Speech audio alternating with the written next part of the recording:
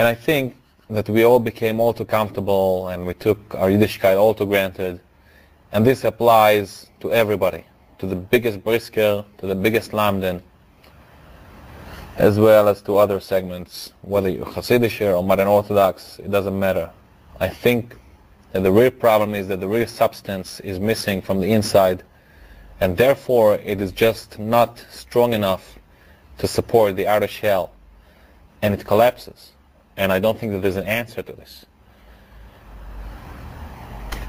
We know that, as a matter of fact, a great deal of abandoning the religion was helped and aided or hastened by the constant attacks of Haskalah on traditional Judaism. Their media, their newspapers, they were constantly giving to the youth, to the frum youth in the yeshivas, distributing there and attacking day in and day out the rabbis the way that today most blogs do. Same exact thing. Nothing really changed from then.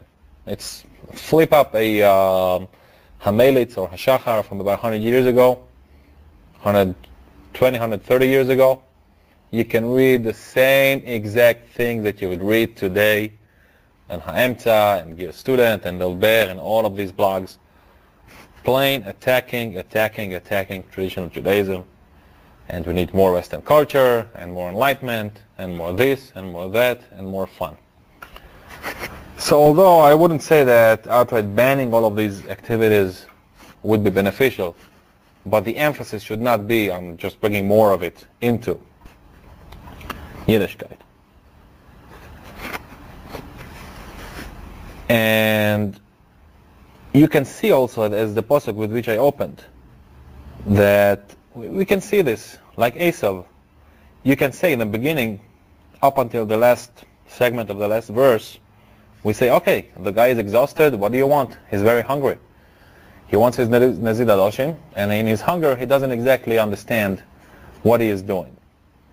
But then the pasuk tells you that Esav stood up, and he left, and he despised the Bechoiro after he was saved, after he has it fun, after he watched his movie, after he watched his baseball game, after he went to the trip, and after he did whatever he did, he despised the Bechoiro. So it's not really the hunger for fun and for Western civilization that causes abandoning Yiddishkeit, but the other way around. We know that something inside is already rotten. If you're able to sell the Bechoira because you're exhausted and hungry, then the problem lies already within you. And the proof is that once you're sate, once you ate, you're not thirsty anymore, you're not hungry, you're not exhausted, you stand up, you scoff, you laugh, and you despise the Bechoiro. And unfortunately, that's what happens with many of the derech and at-risk kids. You can blame the system and the parents and the situation and the times and the rigidity of the system from today until tomorrow. Well, the fact of the matter is that most of our youth are corrupted by Western civilization because our Yiddishkeit is already corrupted, because we already are corrupted and poisoned and affected by the outside world. Is there a solution to this? I don't know. I hope there is. I do not know if we are able to bring back a Yiddishkeit that existed approximately 100 or 200, 300, 400 years ago.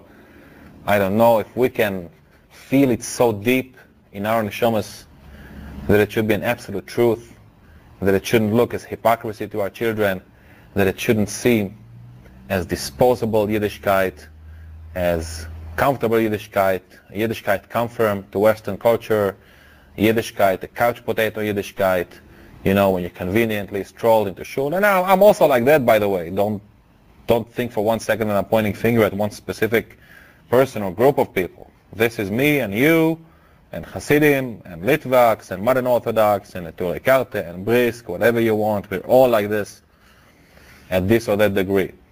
So more than The term that is very frequently used is hypocrisy. In other words, that you can say that many people have, for example, I'm just giving you an example, okay? They do keep a TV at home, but they send the kids to Haredi school, for example, Haredi yeshiva, okay? So that would be, let's say, an example of hypocrisy. But I think that the problem is much, much deeper. It means that we practice a disposable, external, superficial kind of Yiddishkeit. Our davening is not davening. Our learning is not learning. Our kiyam mitzvahs is not kiyam mitzvahs. We are like automatons. And that is the real problem. Now, as I told you, I do not have an immediate solution to the problem. But if we start talking about the problem, if we start trying to strengthen ourselves first, it may help a little bit. And then I have also another idea, you know that I'm obsessed with this, and you know that I said it a lot of times before. So I'd like to bring another little twist to it.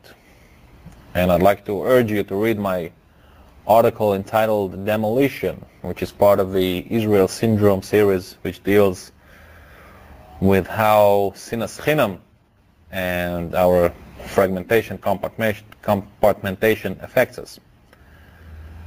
There is a possible parallel. It might be a stretch, I admit, but it still is, in a certain way, a parallel between the story of Esav and Yaakov and Chet HaEgel. Right? In other words, the Yidden pressure Aaron to make them an Elokim, an idol, instead of Moshe Rabbeinu. They're hungry. They want a leader. They want some sort of spiritual support.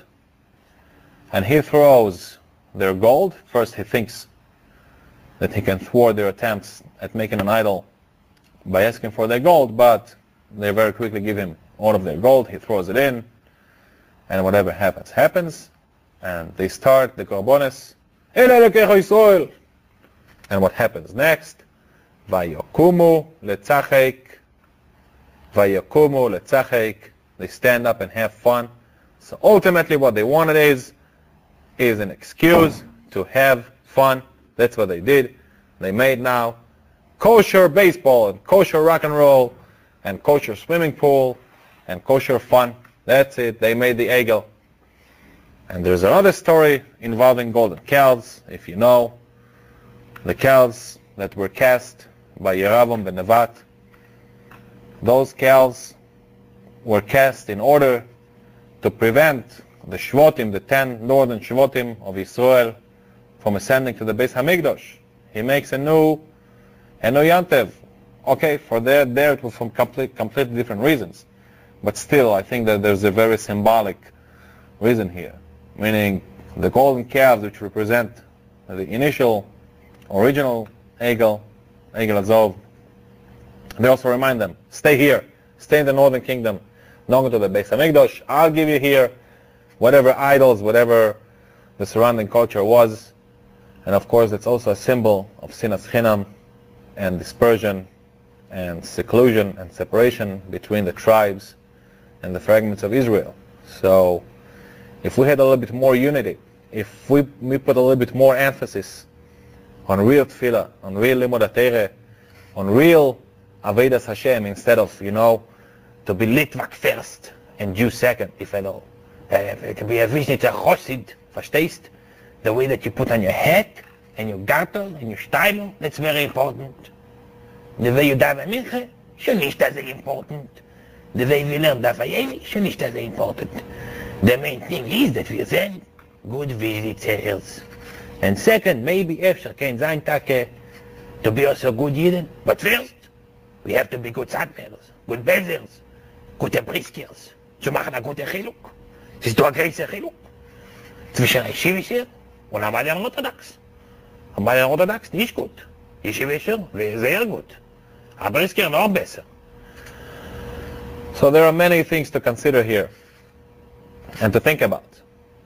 And I think that again the problem of sinas chinam and the lack of achdus is also a great part of the problem. And if we try to work on this problem, we may find a solution easier for the other problem.